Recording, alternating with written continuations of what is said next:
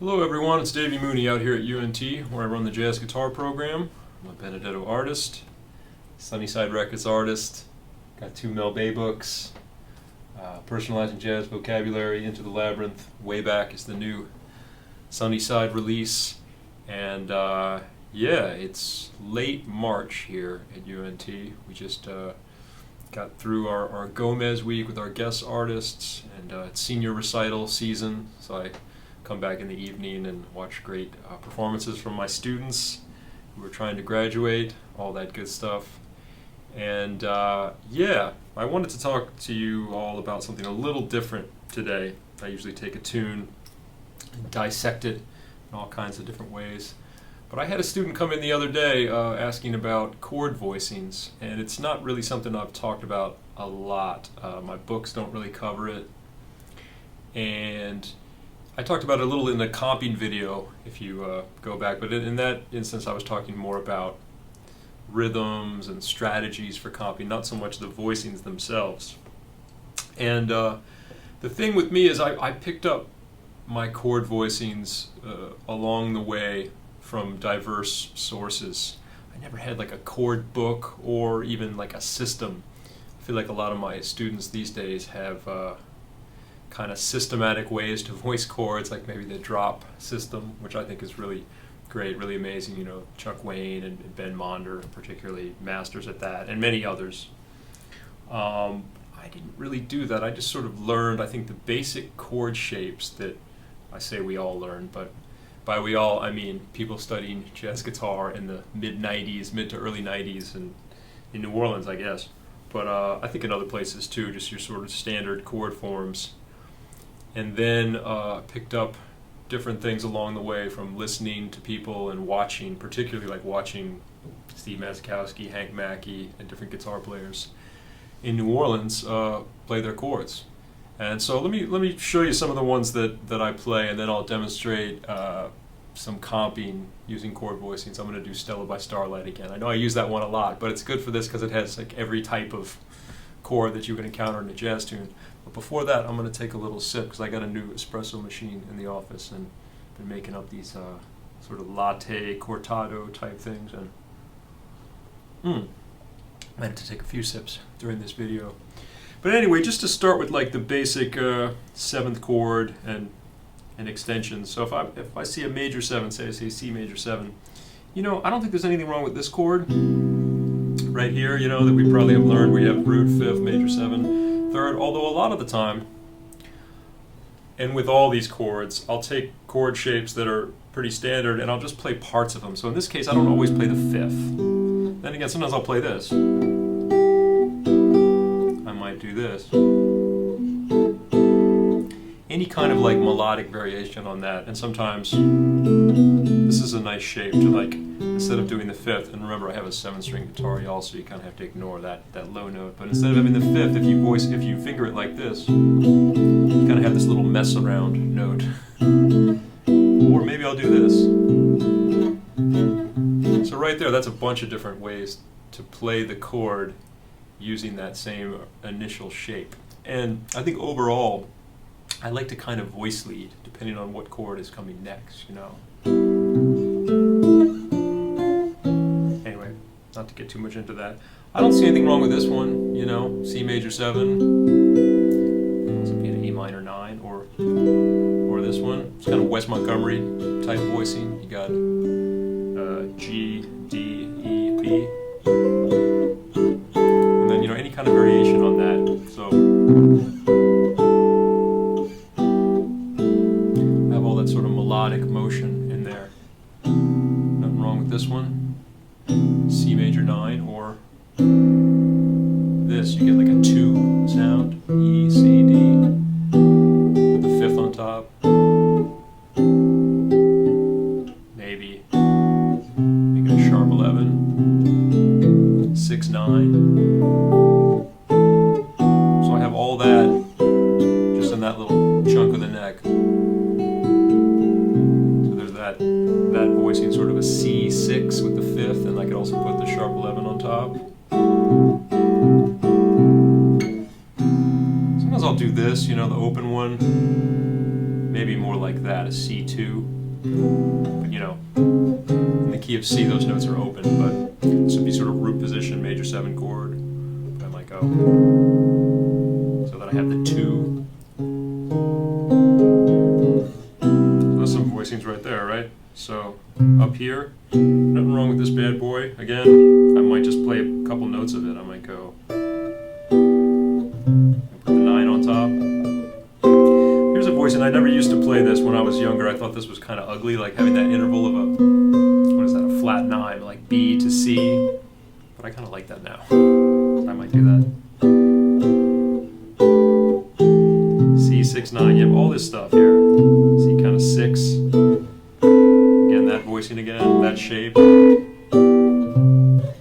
right there, that's a lot to play over C major 7, right?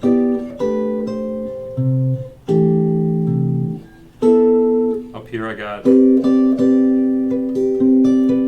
C major 9, I guess that's C major 7, C major 6. I do this one a lot too. It's sort of, this is kind of like a João Gilberto bossa nova chord, you know. So I have, this is E, remember I got 7 strings, so that's the E note. So it's a C major 7, but with the 3rd in the bass, kind of first inversion. And even this, you know, just the C major triad. There's this too, like C6, C2, I call this like C2 over E. So that's my Steely Dan chord. This one. So a lot of variations, and again, every little combination of little piece of that voicing when I'm comping, you know, to kind of create voice leading.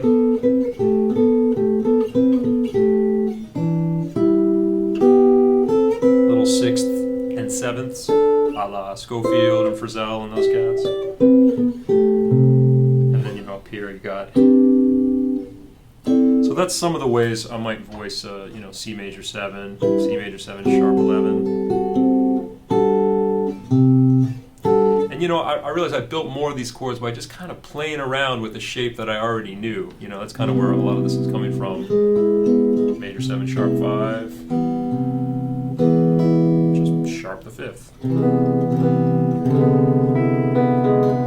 There's that crazy this voicing, but then put the sharp 5 on it. You know, just kind of like moving around. Like here's major 7 sharp 11. Maybe I want a 6 in the bottom. And you know, over time you sort of develop a personal relationship with all these voicings and all these sounds.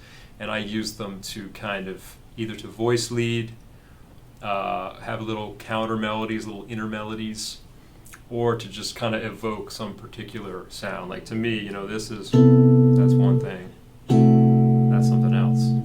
I mean, literally, of course it is, but it says something different to me, even though you could use both with the same chord symbol. So, cheers everybody.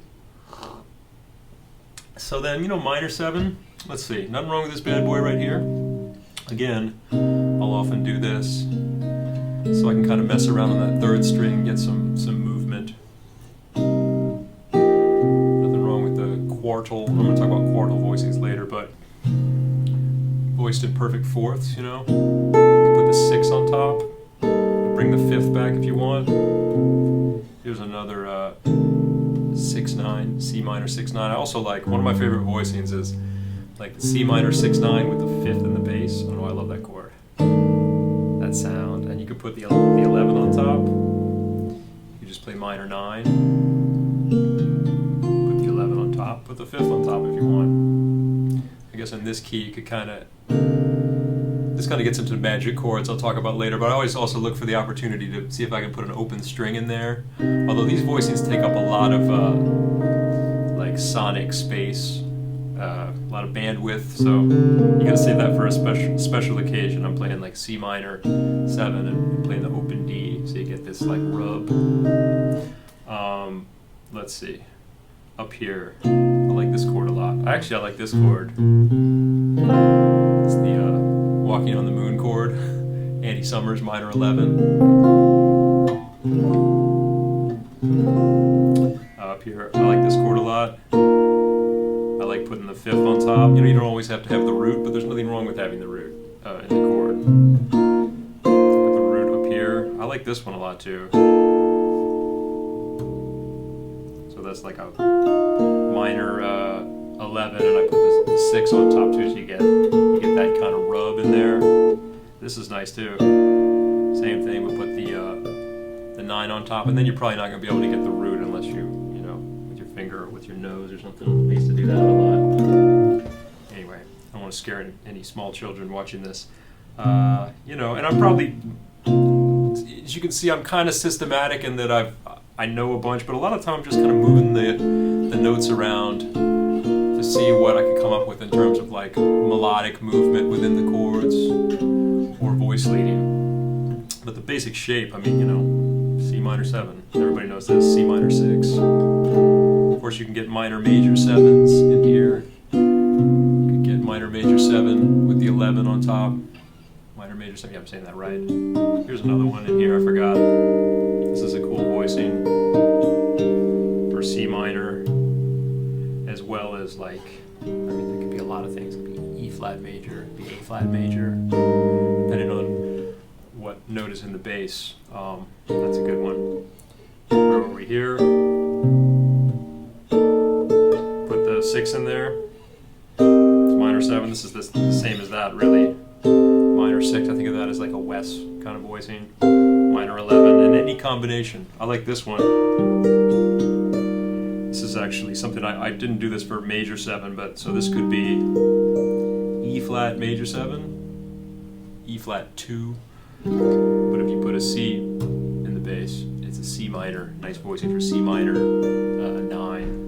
I mean, if you put F in the bass, it could be like a sus, F sus. That's a good one. Let's see. That kind of takes us back to the beginning. And you know, sometimes I'll do different inversions of those. So if I like I'll put the 3rd in the bass. You know, if I like this chord, I said that below here, right? C minor 6, 9 with the 5th in the bass. And you know, I've just come to these over the years from just exploring, like I said, taking the initial chord shapes I learned and moving notes around. So what else we got? Minor 7, flat 5. But first, let's everybody take a little sip. Whatever you're sipping on, you know, I don't judge. So minor 7, flat 5. You know, this bad boy. Nothing wrong with this one. I like this one. That's a good voicing. And often I'll just move up to putting the 3rd in the bass, or I'm sorry, the 5th in the bass. This is, I've got the major 7, the major 9 on top of it.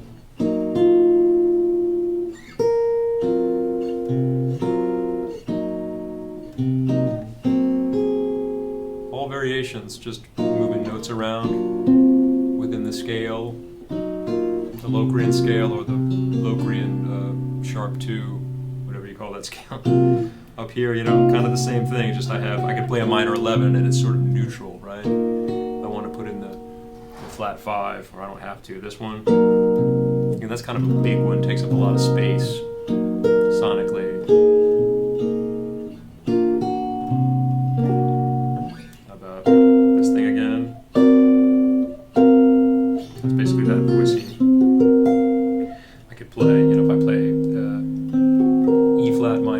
Right? Same as C minor 7, flat 5, upper extension. I could do that. For some reason I want to put E flat in the bass. Yeah. Oops.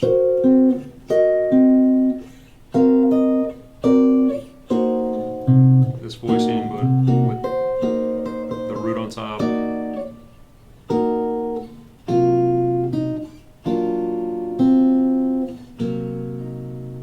Dominant 7, you know, I really don't like this voicing. I don't know what happened to me.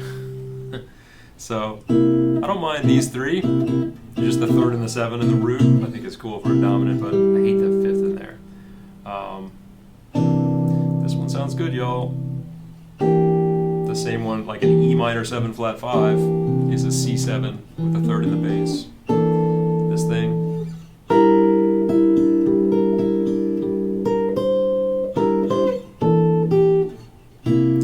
These days I play this a lot too. It's kind of like a C7 that also has the perfect 4th. Another one that used to kind of bug me when I was younger. Like, oh, you can't have that in there. You can't have both of them. But I like that sound and I do it. You know this? In this key, this is actually the same one. So there starts to be some overlap because a lot of these voicings work in various situations, right? Like, so this could be, that could be a G minor 11. It's also kind of a C7 sus-ish voicing. This is a good one. C9, put the A on top. You know, 13 sounds good, y'all. Sometimes I'll do the 13, I'll put the root on top. Here's this again, just in a different set of strings. Again, I'm not crazy about this chord. Maybe if you're playing like some funk, like some Jane's Addiction, some Chili Peppers, some Prince, but I like this though for the jazz thing. Again, it's that voicing up a higher octave. Let's see, what do I play in here? I don't know, I guess, you know, nothing wrong with that. I like this more than this for some reason. And sometimes I'll put the fifth in the bass. And again, a lot of this is just me moving notes around from the shape that, you know, if you want, put a sharp 11.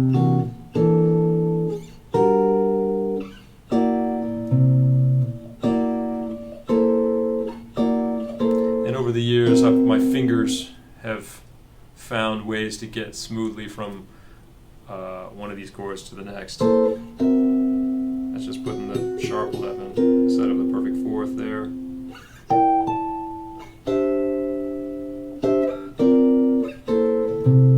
And then, you know, diminished chords, well, I mean, there's many more alterations you can do of C7, right? All the flat 5, sharp 5, flat 9, sharp 9 variations.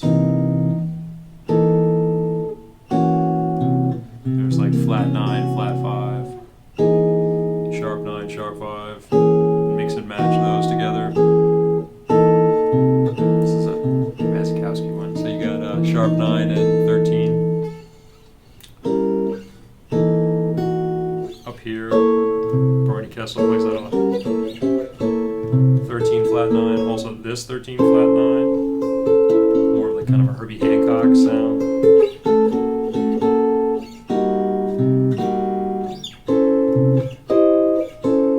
And with those sort of diminished sounding things, you can move them in minor thirds. So many options, y'all. This is a good one. Sometimes I'll do this, I'll put like a G flat triad over C. First inverted, so if you have it for a C7 altered situation, it's really like second inversion of a G flat triad with a C in the bass. And I can put the C on top and go from C7 sus to that chord, resolve it to some kind of F major or minor. That's really like a voice leading thing, right? Let's see, and you know, diminished sounds, if I have C diminished, I mean, a lot of the times I'm relating the diminished to a dominant chord because diminished have dominant functions. Before the diminished, I don't want my coffee to get cold.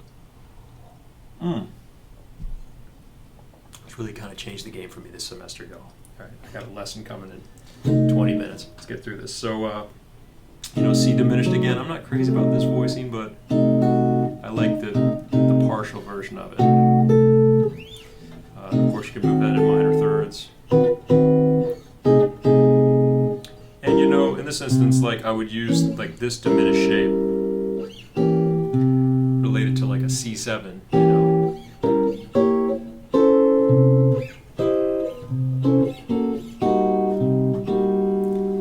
Let's see, and a few sort of system, you know, I don't have the systematic thing like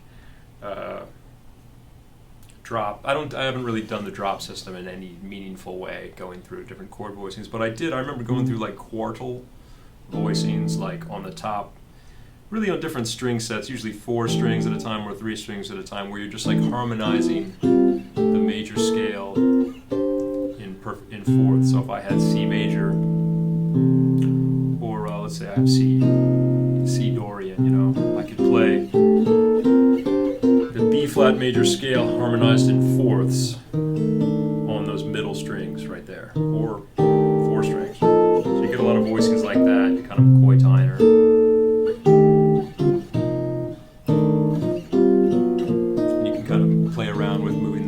chromatically.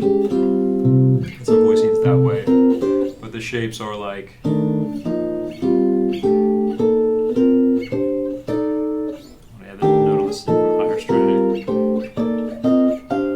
Took me a while. I remember working that out so I could memorize the pattern of that. And of course you can do that with other scales as well. That's the major scale. And you kind of need to know, it's one of those things too where you learn, it's kind of like learning your scales, and then you realize that, okay, if I know C major right here, that's also Dorian, D Dorian, E Phrygian, you know, F Lydian, G Mixolydian, etc. If you know your quartal voicings, you know that, okay, well that's, you know, C, the Dorian ones in C are also going to be, that's F Mixolydian, right? And so forth. Some other ones, you know, I talked a little bit about chords that are kind of multi-purpose. So again, like if I play this, it's C minor 11, right? But if the bass plays A flat, it's A flat major 7. You know, if the bass plays an F, it's a F sus. Bass plays an E flat, might not be your favorite E flat voicing, but it's an E flat major. And there's a lot of chords that work like that. Particularly ones that I use a lot are like these two shapes here. Like, so this is basically, you know, it looks like an E minor 7 flat 5, right? But the bass plays a C. I'll use that a lot as a C7. I'll use it as a if the bass plays an F sharp, it's an F sharp altered, right? You got the third, sharp 5, flat 9. Let's see what else. If the bass plays a G, it's a G6, minor 6, sorry. So very useful, like when you're playing a blues, and obviously it's an E minor 7 flat 5. It's a lot of different voicings. It's kind of a B flat major 7, sharp 11 if the bass plays B flat. And then this thing, so this is this shape on this set of strings. It's an F7, an F9, 13. It's a C minor 6. It's an E flat major 7, sharp 11. It's a lot of things. It's an A minor 7 flat 5. It's a B7 altered. And so I take it like if I'm playing a blues.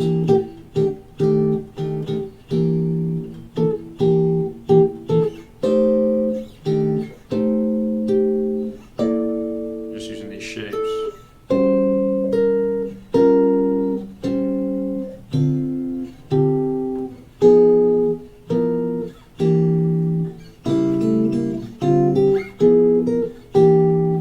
I'm using this. I guess I also threw in this one,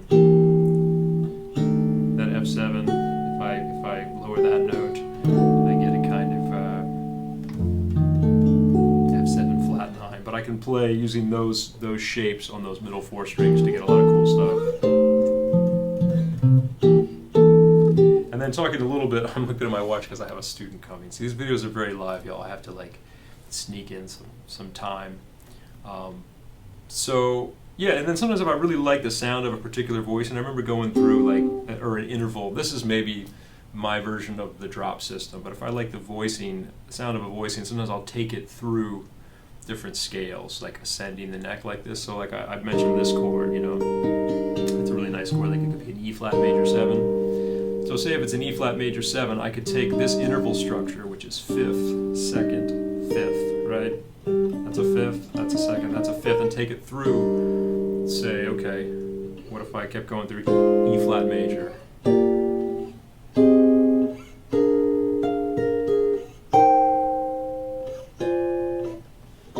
And some of those voicings we've already looked at, but that's kind of a more systematic way. Or what about this? I like this chord. So here you have a 2nd, 4th, 3rd. What if I took it through C major? Some of them get a little gnarly with your fingering. And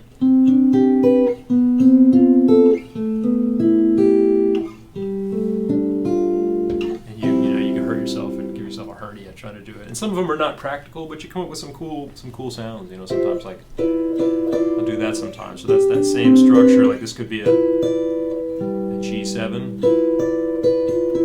Put that 2nd in there. That's a cool sound. Yeah, you kind of just mess around with it over the years is what I did, and found certain ones that I like the sound of. And then let's see, maybe one other thing. What I like to call sort of magic chords, chords where you get the open string in there. So one that I really love is this chord right here. I heard Jim Hall do this on one of the Bill Evans Jim Hall records. I forget which one, but basically, if you had an E flat 6/9, leave those middle two strings open, because in E flat you have D natural and G natural, right? So, which is the major 7 and major 3rd. So again, that's a good ending chord, because it takes up so much space. But then again, you know, I'm actually putting B flat in the bass too, but I could, there were a C in the bass, that's a C minor 9, you know, that you can use that same theory that enables you to see the sort of multi-purpose of a lot of the chord voicings. Here's one I use a lot. So like an A flat, it's almost like a Hendrix voicing. But if you leave the G open in this key, you get kind of a cool sound of it's an A flat major 7, but then F minor 9, B flat 7 sus. Yeah, again, kind of multi-purpose chord. Yeah, that's a cool one. Here's a 7-string one that I like to use sometimes. Again, really gnarly. It's kind of like it's like a C sus with the flat 9 too. I don't even know how it functions. I just kind of use it as like a magical C7 chord, and you can do harmonics. That sounds cool. So anyway, oops, got another pick. So before I run out of time here, I'm just gonna play comp a little bit on Stella by Starlight. Battery medium. Connected to iPhone. Thank you. And maybe go through some of these chord voicings and do the voice leading thing that I like to do that I was talking about. And, you know, hopefully not overthink it, because sometimes I do these demonstrations and I'm thinking so much about what I'm trying to demonstrate that sometimes I lose the musicality. But I'll give it a go. I'll do like, give me like two choruses. Let's do 3, and then we'll call it a day. All right, y'all.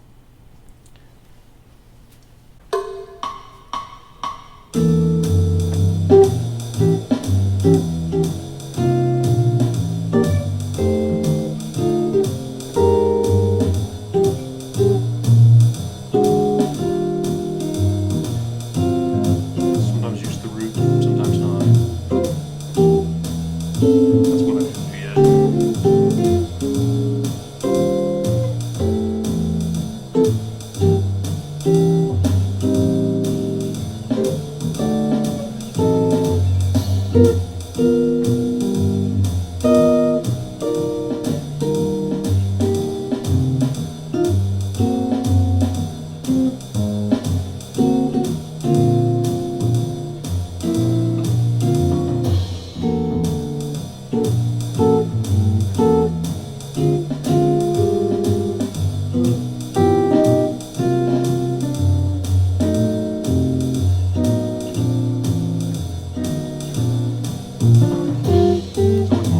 Talk about that I'm playing now.